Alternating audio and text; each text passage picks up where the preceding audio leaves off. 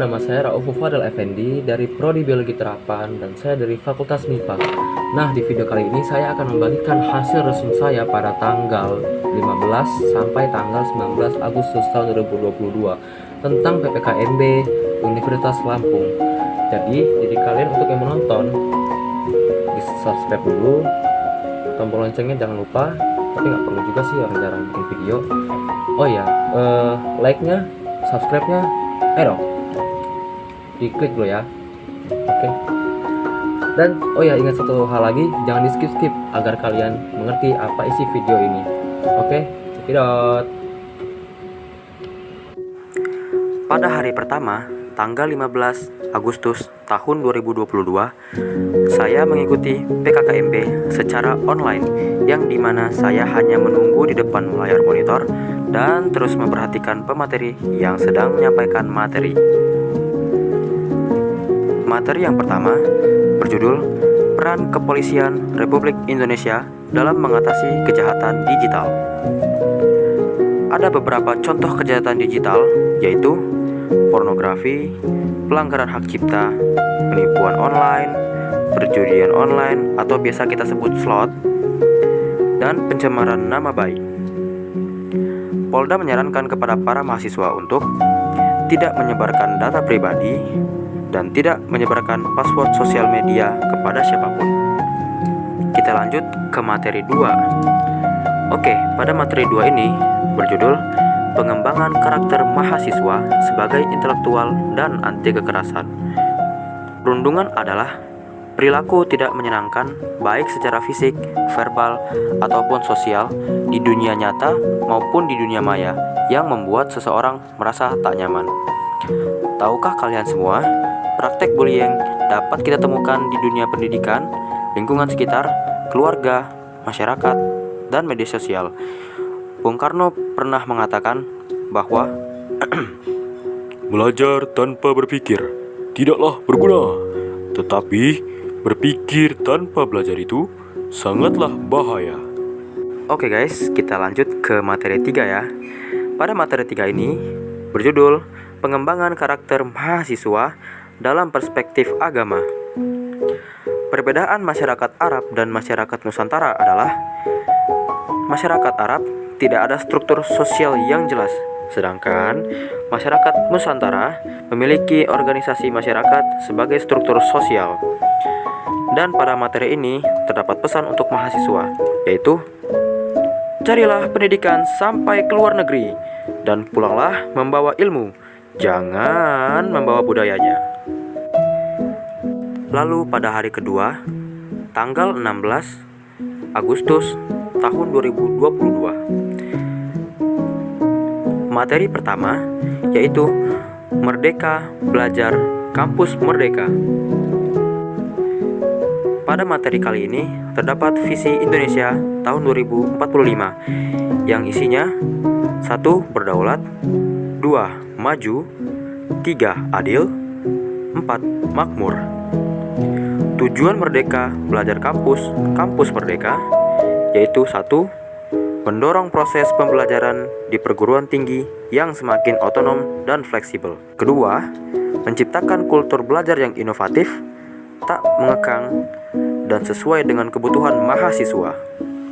Kita lanjut ke materi 2. Materi 2 ini berjudul Kesadaran Lingkungan Hidup, Manajemen Risiko, dan Kampus Sehat. Pada materi ini terdapat permasalahan lingkungan hidup. 1.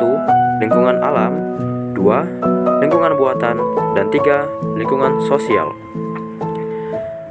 Cara pengelolaan lingkungan hidup yaitu ada reuse, reduce, and recycle. Kita lanjut ke materi 3 ya guys.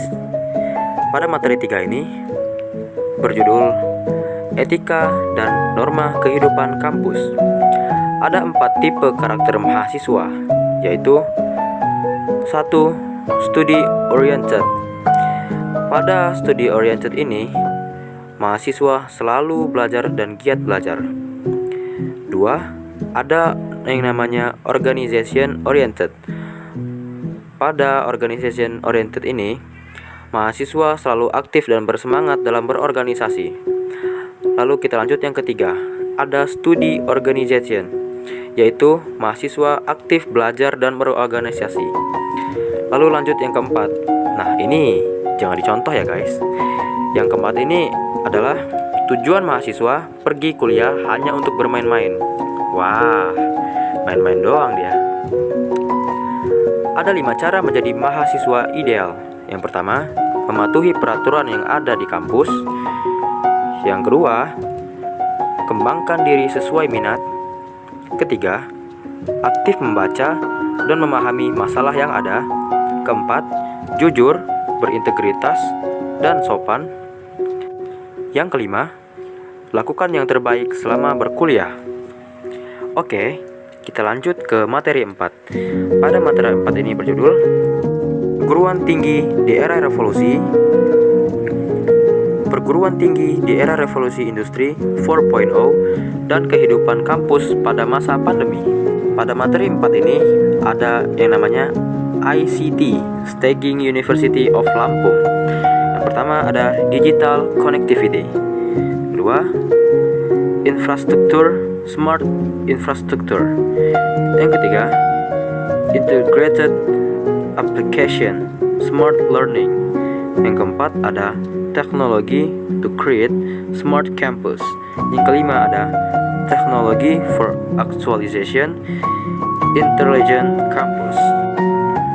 Lalu pada hari ketiga, tanggal 18 bulan Agustus tahun 2022, materi pertama, pembelajaran dari perguruan tinggi. Materi pertama, pembelajaran di perguruan tinggi pada era 4.0 and plagiarisme.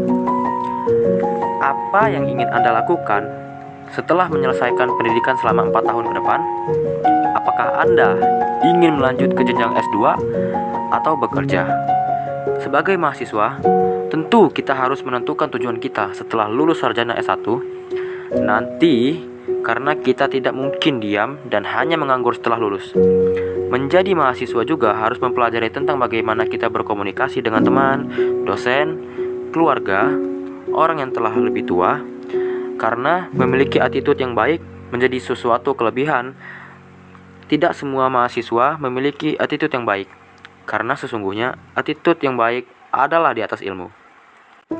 Lalu kita lanjut ke materi 2. Pada materi 2 ini berjudul Sistem Perkuliahan Administrasi Akademik. Yang pertama, pendidikan akademik terdiri dari pendidikan sarjana dan pendidikan pasca sarjana. Yang kedua ada pendidikan profesi, dan yang terakhir ada pendidikan vokasi. Kita lanjut ke materi 3. Pada materi 3 ini berjudul Tata Kelola Sarana dan Prasarana Keuangan FMIPA Unila. Yang pertama, merencanakan dan mengelola anggaran pendapatan belanja FMIPA. Yang kedua, melakukan pembinaan karir dan mensejahteraan tenaga pendidik dosen. Lalu yang terakhir adalah mengurus dan melaksanakan ketatausahaan, kerumah tanggaan, ketertiban, keamanan, dan tata kelola lingkungan di FMIPA. Nah, itulah hasil video resume saya. Dan kalian sudah menontonnya dengan benar kan? Gak di-skip kan? Oke. Inilah akhir dari video ini. Dan sampai jumpa di kampus. Bye.